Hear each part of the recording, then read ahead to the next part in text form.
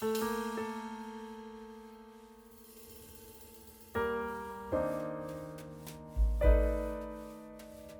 no, I lost my pen. You can borrow mine. I lost something once. I lost something I couldn't live without. My hope in humanity. So anyways, it all started 5 nights ago, Friday night, to be exact. The day I lost my hope in humanity. You see, my hope had already been dwindling by that point. Ever since last summer, I'd been overcome with concern, which then turned into fear, which then turned into reluctance, which then turned into disappointment.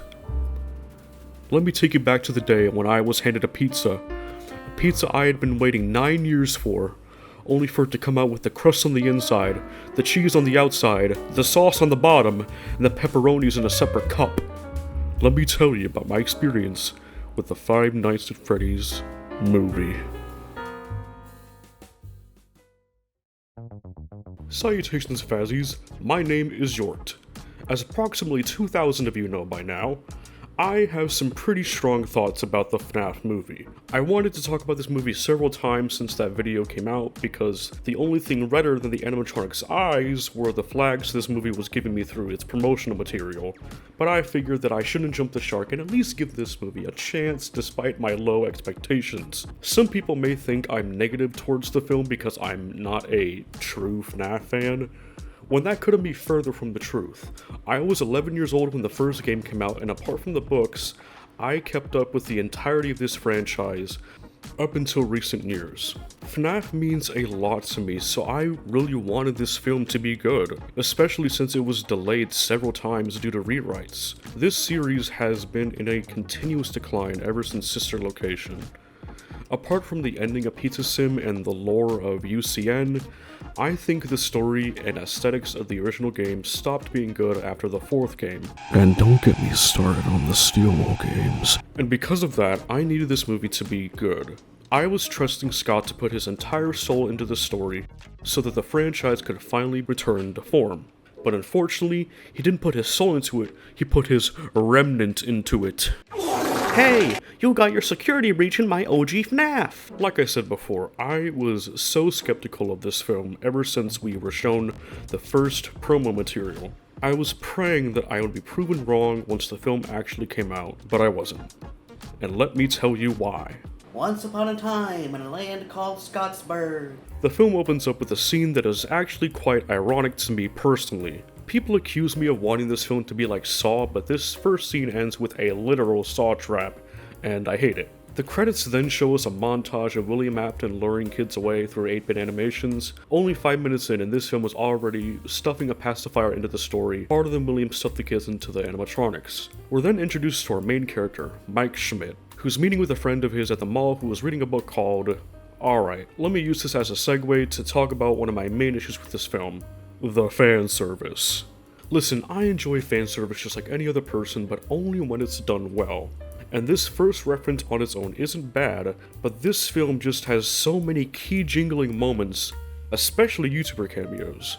I would have liked these cameos had they just been simple SpongeBob style ones like the picture wall of employees, but Matthew Patthew and Corey X Kenshin had full-on speaking roles, and Magic Patrick literally says that's just a theory. And what makes it all more sad is that it could have been even worse, because Markiplier had initially been meant to play the security guard in the opening scene. Had they been given the chance, they would have slapped the fan service in this movie before anything else. That just shows their priorities when making this movie. I'm convinced that Scott Cawthon just has a hamster running on a wheel inside his brain. Like this, sees a boy being aggressively taken away by a man. Assuming the worst, he engages the situation in a distinguished and diplomatic manner, and what is one of the only times he shows actual emotion in the film that isn't just stern confusion. It's like the director of this movie was just the anti-Kubrick and was on set recording footage, just eating a bag of chips and be like, yeah, good enough. Because both the child and veteran actors alike give really bland performances throughout the movie. Anyways, after that minor inconvenience, Mike speaks with a career counselor who can offer him one single job after his less than ideal track record. The man in question is Steve Raglan, and look, whenever it was announced that these two actors would star in the film, everyone knew who they were gonna be. So it's obvious that Steve Raglan is actually the woman in front of the resurrection. With that knowledge in mind, if you've never seen this movie, then you're probably wondering, wait, why don't they recognize each other? Well, trust me, we will get to that when the time comes. Michael Schmiddington rejects the offer, and we're soon introduced to the reason why. His little sister, Abby. He's doing his best to take care of her, but alas, they are still siblings, so abdominal pain likes to make things difficult. Michael, middle name Schmidt, fucks off and goes to bed, where he dreams about the fictional world known as Nebraska. In the dream, he's actually reliving a memory from when he was at a picnic with his family. He's told to look after his brother Garrett, but we see here just how far back his inability to successfully perform a single job goes, because he gets distracted by a frisbee and his brother gets kidnapped. Yes, you see, this yellow discus is actually a symbolic visual parallel to a cheese pizza, subtly foreshadowing the events to come. Yes. The following day, he has a meeting with someone who works at Abby's school, along with his Aunt Jane and her lawyer, Doug. Possibly the stupidest character in this movie. Jane has the man that solves problems that no one has, hands the Orange Ninja Turtle a legal document threatening him with court action if he doesn't give up custody of professional golfer. Realizing he has no other option, he calls Ragtime Diddy back to accept his job offer as a night guard for a place nobody has ever heard of. And even though we're at the end of the first act, best believe I have one more thing to gripe about. This movie takes place after the pizzeria has already closed down, which is a decision that I really don't get. You would think for the story that the establishment would still be open and the events of the first game would unfold, but no. We're already starting with Ab and places. Meanwhile, in a village called Coffinville. Once Nice Tits gets settled into his new office, he watches a training tape that was left for him. It starts out normal, but then... Let's introduce you to the stars of the show. Oh, hooray. An analog horror reference. This totally makes me excited and doesn't remind me of how I could be watching actual good FNAF media right now. Woohoo! Right after that, the movie feels the need to remind you that it was made by Blumhouse. After scouting out the interior, Hiking Kit goes Squidward mode and has another dream of his younger brother Carrot getting taken away. But this time he's approached by strange children. He tries to ask them for help, but foolish Mike does not realize that they were playing a telepathic game of tag. So he wakes up and fucks off back home. We're then given a plot twist that his friend Max, who is babysitting Abomination, is actually working with Jane. Why don't we just kill him? Fuck you, Doug, you fucking jellyfish. You act like you just transported here from a fucking cartoon. If there was a nude scene of you in this movie, it would still be PG-13 because you don't have any balls. Also, the most this woman is willing to pay them is $1,000. In what world would $500 for each of you be enough for killing someone, you crustaceous cheapskate? They come up with a plan to trash the place so that Mike can lose his job or whatever. John Jacob Jingleheimer Schmidt goes back to work and continues dreaming about trying to save Ferret. The kids run away again, but this time... Blumhouse tried to make a lazy, mediocre horror movie challenge. Parentheses. Impossible. This movie is so unscary that I managed to unshit myself. Mike wakes up to all the electricity in the building tweaking out before someone rings the front buzzer. It's revealed to be a cop named Vanessa, but I like to call her Expositron, because she is essentially just a walking, talking lore machine. Also, her name is Vanessa, the same as the quote-unquote antagonist from Security Breach, which on its own is already a bad sign. But this character goes in directions far worse than I could have ever imagined. Expositron introduces us to the real stars of the show, the Happy Fuzzy Friends. Their designs are as close to those in the first game as you could get, but they don't really seem quite as off-looking as they were back then. The best part about them is the fact that they're actually practical animatronics. I'm in no way a CGI hater, but I will almost always respect the conscious choice to use practical effects. However, there is one serious design flaw that they're not yet showing that I'll be addressing soon. Mike forgets to lock the garage, so the Goon Squad makes their dastardly descent on the deceased diner. Just like the white kid jump scare, this is one of the scenes in the movie where it feels like Scott suddenly remembered he was supposed to write a horror movie. Not many people know this, but if you analyze the film carefully enough, you'll realize that Scott would get the inspiration for these scenes after eating pizza with Benadryl-laced tomato sauce, then just go ham on the typewriter without washing his hands. This break-in scene is up there with one of the worst in the entire movie, which is saying a lot. I have two major gripes with it. The first being... And alas, with one single camera shot, this movie has shown that it has absolutely zero understanding of what made the first game so effective. Huzzah! As a matter of fact, we didn't have to wait to see this part. They showed this lack of understanding from the very beginning. Many people, including myself, were heavily critical of the glowing red eyes. It's a stylistic choice that not only goes against what the first game set out to do, but it's just plain generic and lazy on its own. They half-assedly fixed this issue in post, and you would hope that they would just simply have the animatronics have eyes glow white, since that's what they did in the first game. But nope, only Fredward Benson gets the white eyes, while the others just look like they're struggling with liver disease. The issue doesn't even end there. The other absent-minded decision they made for this was for the animatronics to show emotion. The only time any animatronics showed any kind of emotion in the first game was this one shot of Chica. Other than that, Scott deliberately made the animatronics have very blank expressions in order to make them look like walking corpses, since they literally are. The entire reason why this franchise was as successful as it was, and why this bastard of a movie exists in the first place, is because the first game had the very intentional and well executed horror that it stuck with. When you take away what made them scary in the first place, they just turn into generic, evil Hollywood robots. At this point, you might as well be watching Banana Shit Movie or Willy's Wonderfuck, because just like those two, this movie is just a cheap copy of the FNAF we all know and love. The stupidity doesn't end there, though. This movie decided that for some reason, the fucking cupcake was genuinely going to be the biggest threat in the entire thing. Not only is it flat out unnecessary, but it's not threatening in the slightest. It's just fucking goofy. Oh, yuck! How the fuck does this tiny butt muncher overpower anybody? Have the giant lumbering animatronics break down a door? Nah.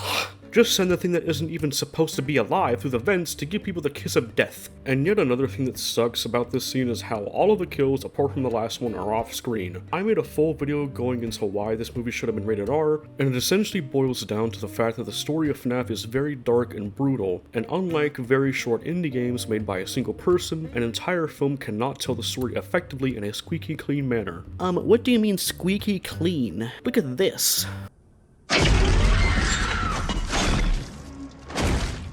Ah yes, this scene. Let me set the stage for you. The very first time I watched this movie was in a Discord voice chat where I was, unfortunately, the only one immune to the key jingling. Before we started this movie, we chatted a little bit about our expectations, and I brought up how I didn't like how they made it PG-13. Of course, I was told the same old tired arguments I've heard everyone on Twitter say about it. Then, when this happened, someone in the voice chat asked me, "Are you happy now?" And I was like, no.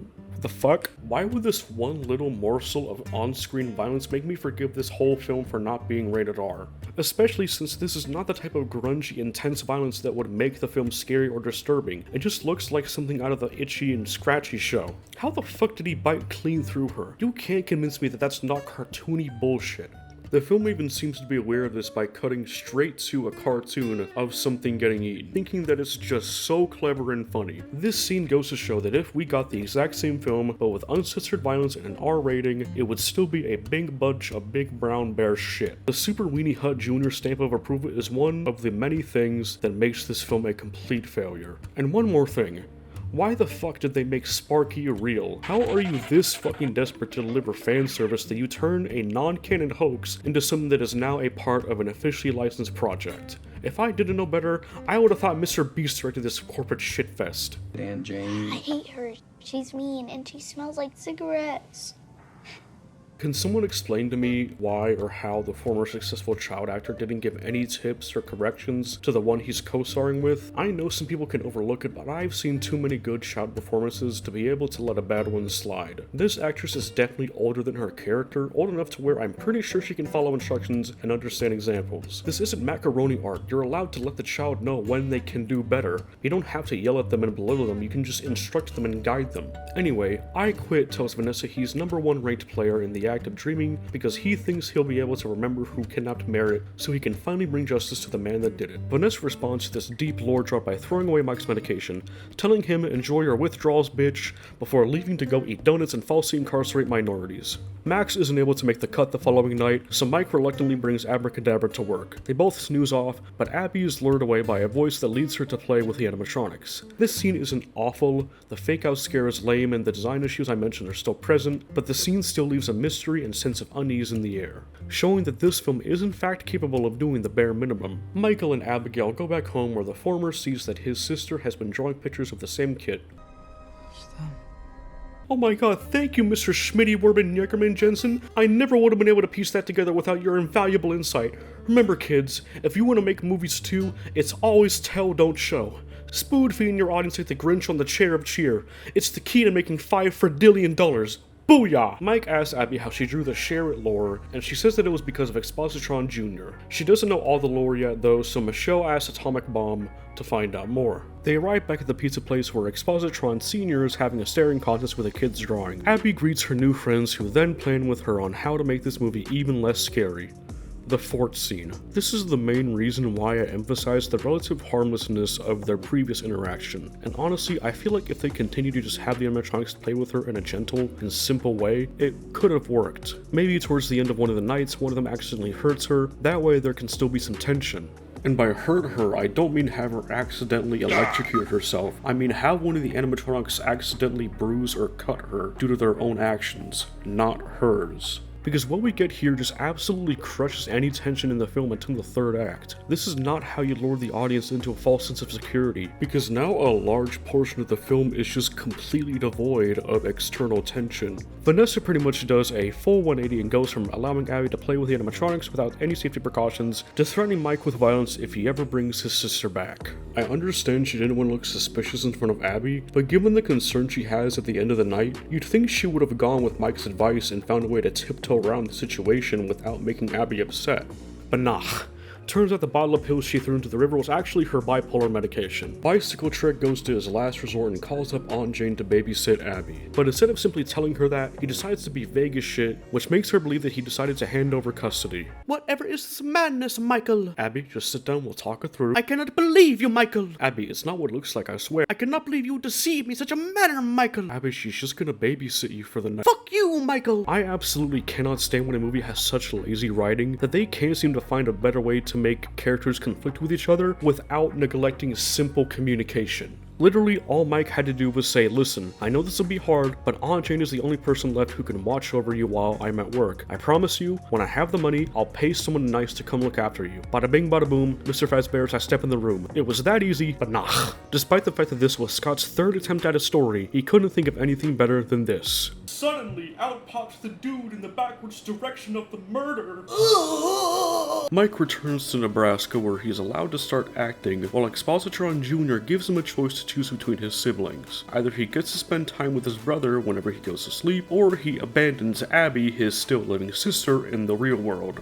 I know that these are the souls of children, but it's pretty stupid that they thought that this would actually work. Mike even realizes how wrong that is only seconds after initially agreeing to the terms. Unfortunately, because of the sleeping pills, he's able to be captured by the animatronics and hooked into the stupid saw contraption, which apparently has a loose screw that allows him to escape. If he was able to sleep through all of this, then why the fuck did they not just kill him in the office? It's implied that Foxy was the one who did this, and he has a sharp hook and a mouthful of teeth which can apparently bite someone clean in half. So why the fuck did he go through the trouble of doing this? Anyway, he makes it out while running away from Foxy. They try and fail to recreate the iconic humming, but forget that you actually need atmosphere to do that. We cut back to the house where Abby is hiding in her room from Jane, who you'd think would be shown smoking, given that Abby mentions that she smells like cigarettes, but nah.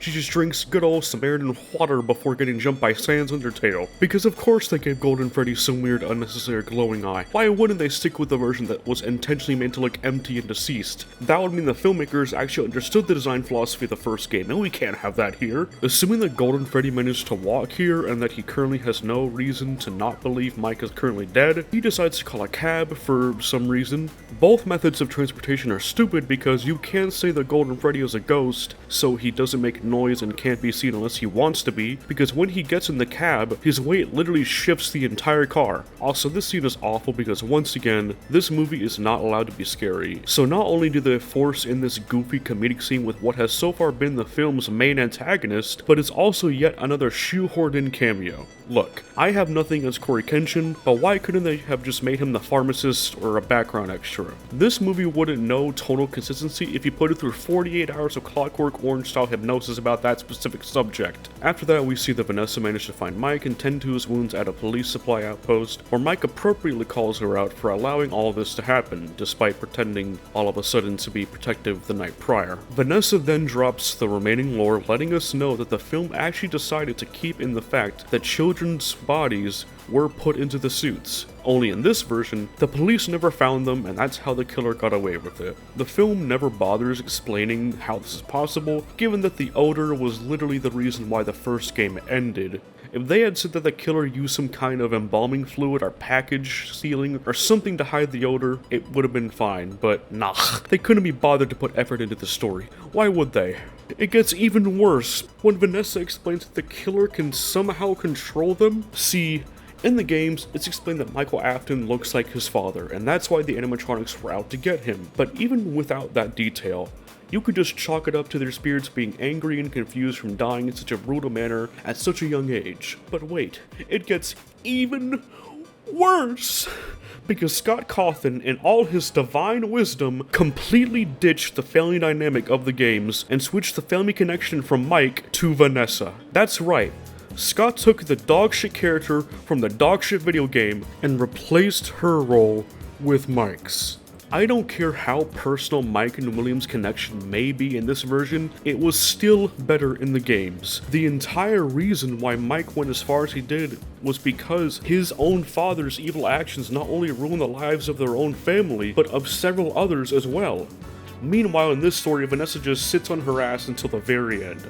I understand perfectly how scary it is for victims to face their abusers, especially when it is a parental figure, but given the fact that she became a cop and keeps visiting the pizzeria, they've implied that she's been trying to give herself the tools and resources to finally stop him. But instead of helping him, Mike just goes by himself to go save Abby. Once he makes it there, he sneaks around and zaps the animatronics a bit. The cupcake chases after him, and even though it doesn't injure Mike and he's able to kick it away, they still try to pretend it's a threat. Foxy follows Abby through the pizzeria. For some reason, they didn't bother to tone the redness of his eyes down, so this scene is just a generic hide-and-seek sequence that isn't scary at all. At first, you think Abby went behind the other side of the arcade game to hide from Foxy, but nah.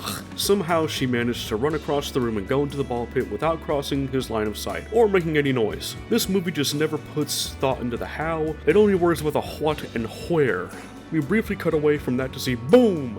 William Afton is here now, I guess, and he's somehow immune to police-grade tasers while wearing one of the suits that's supposed to be weak to them.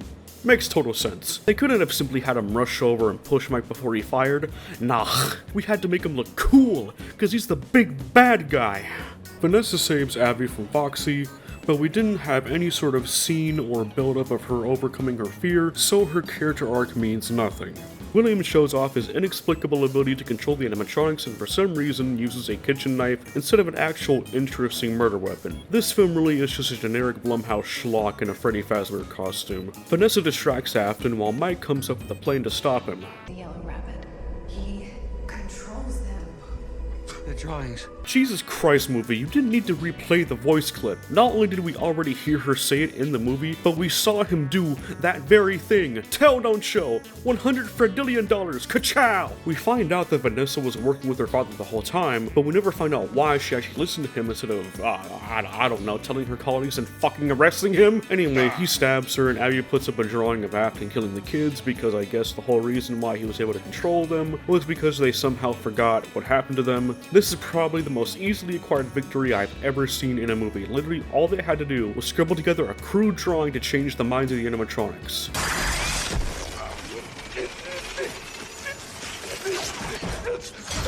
Okay, seriously, what the actual fuck is up with this cupcake? Why is it alive? Why does it cause more damage than any other character in the film? Why can't it just fly?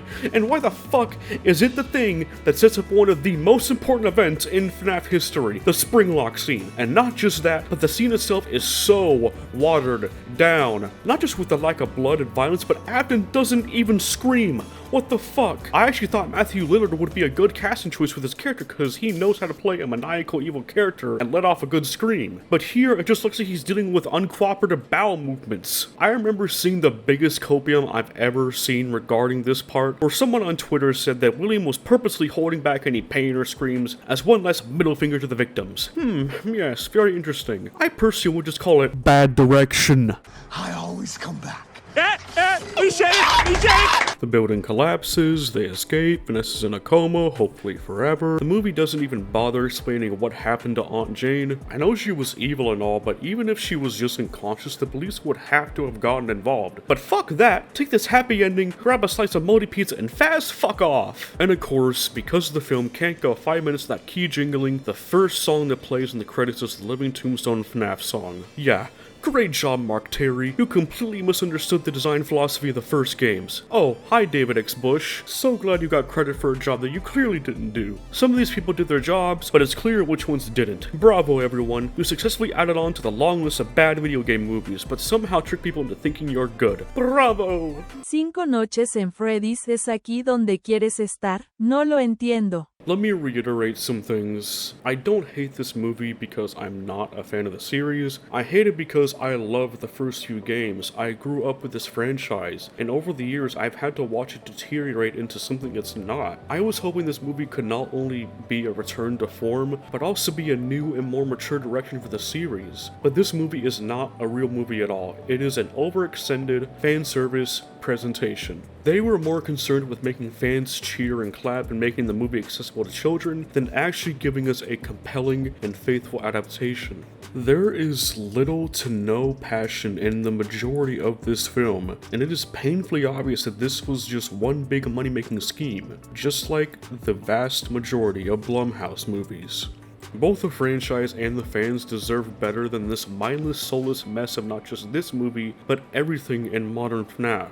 It's unfortunate that the potential of the series is only realized by some few creators out there and not the people actually responsible for official media. The saddest part about the downfall of FNAF is the fact that it's one of the franchises out there where not everyone realizes how hard it's falling off, creating a divide within the community. It's sad. And I tried to have hope for the future, but the sequel seems to be doubling down on all the flaws of the first film. What a damn shame.